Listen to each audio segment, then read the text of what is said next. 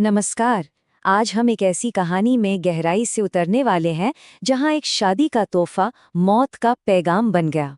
सौम्या और रीमा साहू एक नवविवाहित जोड़ा जिनकी खुशियों की तो बस अभी शुरुआत ही हुई थी। मगर एक अकेला अनछुआ सा पार्सल उनकी जश्न को एक ऐसी राष्ट्रीय सुर्खी में बदलने वाला था जिसकी किसी ने कल्पना भी नहीं की होगी। तो चलिए कहानी की शुरुआत से शुरू करते हैं। तारीख थी 18 फरवरी 2018। 26 साल के सौम्य शिखर साहू ने ओडिशा के पटनागढ़ में रीमा साहू से शादी की। पूरा परिवार खुशियों और उम्मीदों से सराबोर था। शादी, फिर शानदार रिसेप्शन, सब कुछ परफेक्ट था। लेकिन किसे पता था कि कुछ ही दिनों में दरवाजे पर एक ऐसी दस्तक होगी जो सब कुछ बदल देगी। और फिर वो पल आया जैसे ही सौम्या ने अपनी पत्नी रीमा और दादी जमामिनी के पास रसोई में उस पार्सल को खोलना शुरू किया।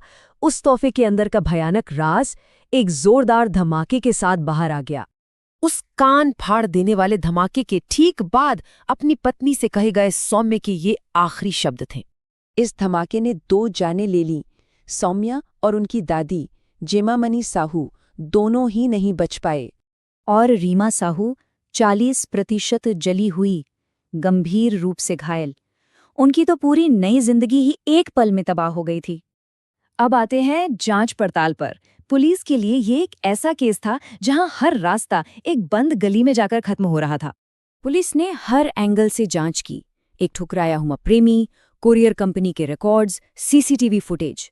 लेकिन हर सुराग, हर कोशिश बेनतीजा रही।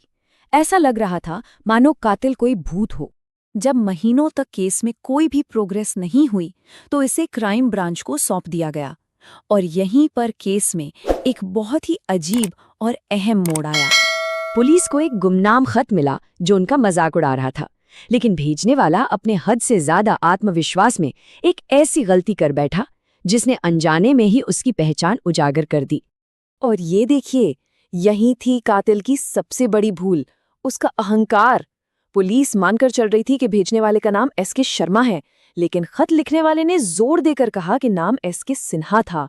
अब ये एक ऐसी छोटी सी बात थी जो सिर्फ वो इंसान जान सकता था जिसने वो पार्सल भेजा था।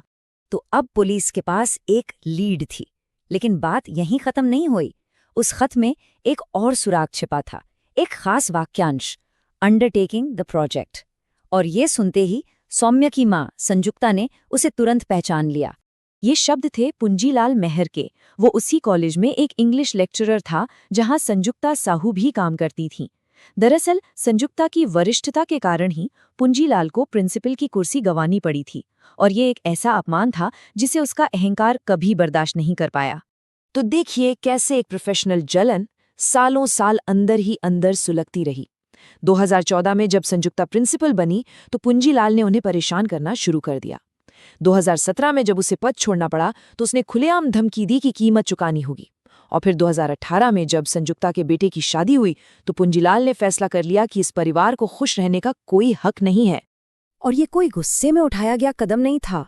नहीं, ये एक बहुत ही सोची समझी ठंडे दिमाग से की गई साजिश थी। उसने ऑनलाइन बम बनाना सीखा, दिवाली के पटाखों से बारूद जमा किया, एक ऐसी कुरियर कंपनी चुनी जहां सीसीटीवी ना हो, रिकॉर्ड से बचने के लिए बिना टिकट के 650 किलोमीटर का सफर तय किया। और तो और, जिस खुशी को वो तबाह करने वाला था उसे अपनी आंखों से देखने के लिए वो शादी में भी शामिल हुआ था।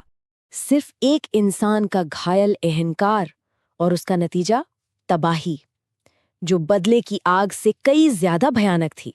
एक इंसान अपनी प्रोफेशनल हार को पचा नहीं पाया और इसका अंजाम 2 लोगों की मौत और एक जवान दुल्हन की तबाह हुई जिंदगी थी।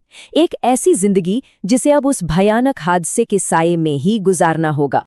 ये केस हमें एक बहुत ही डरावना सवाल पूछने पर मजबूर करता है। आखिर कब एक इंसान का घायल अहंकार एक जानलेवा हथियार बन जाता है? ये कहानी एक याद दिलाती है कि कभी-कभी सबसे खतरनाक इरादे लालच या जुनून से नहीं बल्कि सिर्फ और सिर्फ घमंड से पैदा होते हैं।